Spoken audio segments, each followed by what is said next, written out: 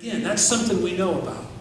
Everybody that's here this morning, you know about and you understand about presents. I want you to think about this for a few seconds. Consider this again. Did you ever get a Christmas present that was not on your wish list, but someone thought that you would just love it? You know, like those sweaters right there, you know?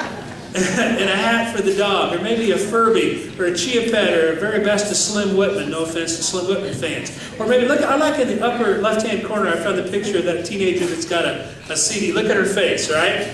Did you ever get a present like that? That's my question to you. If you ever got a gift that somebody else thought would be a wonderful, amazing gift for you, but it wasn't. It became a forgettable gift, right? It became a gift that joined all the other gifts in our life. I mean, think about that for a second. I was thinking about that this week. Can you imagine all the gifts, Christmas presents that you've ever gotten in your life? What if you had them all back and they were wrapped up? Would they fill a room? Seriously, would they fill a room? Would they fill a room? Would there just be tons and tons of them? How many of them do you remember, though? How many of them fell into that category of a gift that somebody else thought you would like that attractive sweater vest, right? Or somebody else thought that you would just love and you didn't. Or those presents that you really were convinced, utterly positively, that you had to have, but after a while, after a week or after 2 weeks, that gift ended up like on the island of misfit toys, right? Remember that place? Like I put a Super Toe up there. Anybody have a Super Toe when they were a kid? I did. It only did one thing. It only did one thing. You pop him on the head and he kicks a plastic football through the uprights, and that's pretty much it, you know? And he kind of goes to the bottom of the closet, just like some of Ronco's stuff by Papil. Remember some of those cool commercials? K-Tel Records, Pocket Fisherman, yeah? A lot of that stuff, rollerblades, lawn darts. That was a good idea waiting to happen, wasn't it? You know, a lot of these gifts, we understand gifts is the point. We understand gifts. We understand presents, and we have a lot of fun with it. And Christmas is coming, and we expect to see some of those things under the tree. Understanding presents is a way to understand how God works. Now we move to that other category of gifts, that other category of presents, because all of us in this room know that there have been those times when we've gotten those gifts that were not on our wish list. And we never ever even thought about them.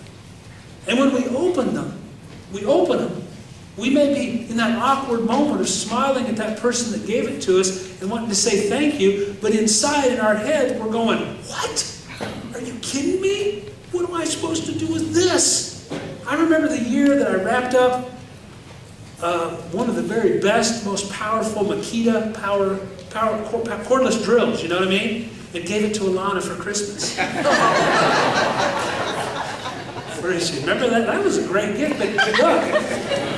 I wish I would have had the camera, because she was like, really? She didn't realize how much it changed her life. It did. Okay? What? So you think about that. Did you ever receive a gift and you're like, what?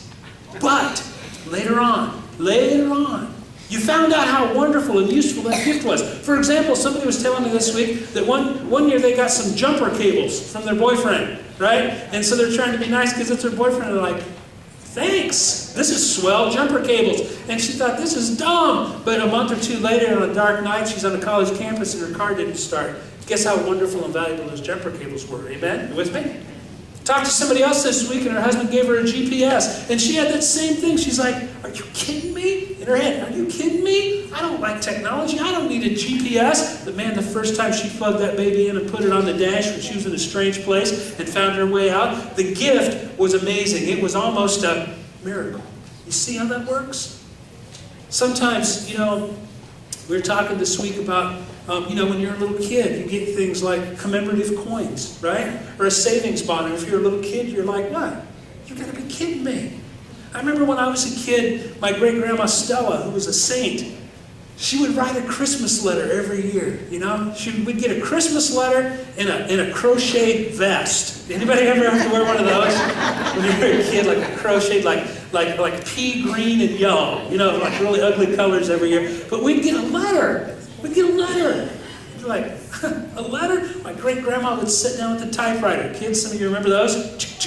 Ding. Remember those? She would type this out. And she'd take it down to the Methodist Church in Anita, Iowa, and make the preacher mimeograph it for her. And she would hand out these letters to all of her grandkids and great-grandkids. And then it was a letter. And it said, "Dear children," and Grandma Stella would every year talk about her relationship with God through Jesus Christ. And she would talk about the blessings that she'd received in the previous year. And at the end of the letter, the last page, because it was several pages long, she would encourage, and she would not quite beg, but encourage all of her children and grandchildren and great-grandchildren, "Will you please find Christ?" Man, we'd get that when we were kids thinking, "Are you kidding me? This?" But I'll tell you something, as I got older, as I got more mature, I had that letter, and I had it folded up, and I had it in the breast pocket of a leather jacket that I wore through high school and out of high school. And I wore that jacket, and I had that letter in there to the point that I don't even have it anymore today because it was folded and refolded and read and reread. You understand what I'm talking about? Gifts. Sometimes we get gifts that we don't get it at the time, but later on, man, do we. And we see that that gift, that present, is a miracle. And I'm telling you, folks, that's how God works. Everything you know about what I just talked about, now apply it to God. See, God gives gifts. God gives presents with the T and with the C. God gives gifts that we call miracles. And the gifts from God are amazing. And they're wonderful. They're unexpected. They're unusual, just like you see up there. And that's how to understand miracles and why we're called to believe in miracles. Not just during Christmas time, but all the time. Again, miracles are supernatural. They go above and beyond the laws of nature. They're not explainable, even though we want to explain them. Even though these gifts from God are miracles, we want to rationalize them and find scientific reasons for them, right? Because there's that part of us, that nagging part of us that says, "No way. This can't be God. I'm too smart for that. This can't be God." And yet I'm telling you that there are people in this house right now that have experienced God acting in their life. There are some of you sitting right here, right now, that have experienced a miracle in your life. Amen? Amen. Some of you, I heard a noise out there. And I need you to write it down, by the way, so other people can read it. How much do you have to hate somebody to not want to share with them the thing that will change their life? Remember that line? I gave you last week a letter from Santa, by the way. Or Santa. God. Yeah. It's been a long week. Man, it's been a long week. Somebody needs a cue card out there. God. Dear God letter. Please fill it out because you experienced a miracle and other people will be inspired by it. I almost feel like I'm blushing. Can you see it? I don't blush very often. Hey, we read these two scriptures this morning about miracles. And the miracle in the gospel lesson that we read when Jesus walked on the water, the miracle, that was a miracle. That wasn't, that wasn't natural. That was supernatural. The miracle of the gospel, yeah, to stand on top of the water, but I don't want you to miss the gift, the miracle, the present that was given to Peter. See, Peter was in the boat. He was in this structure. He was in this contained place. But the miracle Peter experienced was belief. Think of it this way. Peter had to believe Jesus. Right? Make sense? Not just believe in him, not just give lip service to him. Peter had to believe Jesus when Jesus said, "Come." No, really. Throw your leg over the boat, over the side, get out, and come. The gift that Peter received was the experience that anything, you hearing me?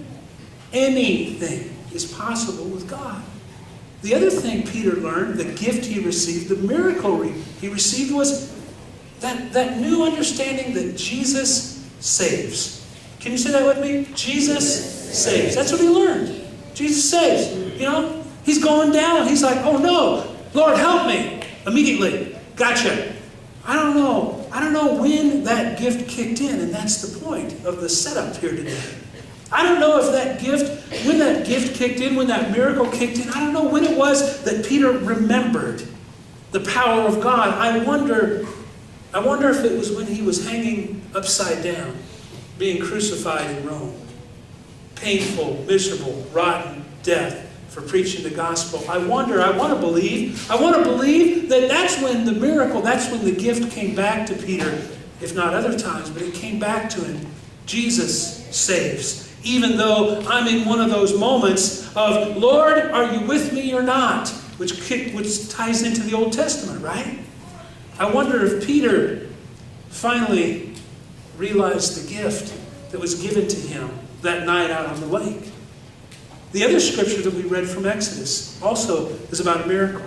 It's about a miracle. It's about water from a rock. Wow, you don't see that every day. Right. But it's a deeper miracle. There's a story in there about a bigger gift that the Israelites were missing out on. The Israelites, a bunch of crybabies when you read about it, right?